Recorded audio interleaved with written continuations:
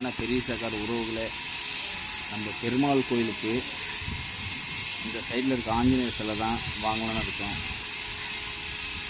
அதனால் யாருன்னா பெருமாள் பக்தர் இருந்தால் இந்த சிலைக்கு யாருன்னா கான்சல்ட் பண்ணுங்கள்.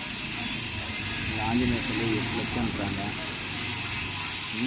இந்த கோயிலுக்கு ஒரு சிலை வச்சா நல்லாயிருக்கும். அதனால் இந்த சிலைக்கு இதுதான் சிலை.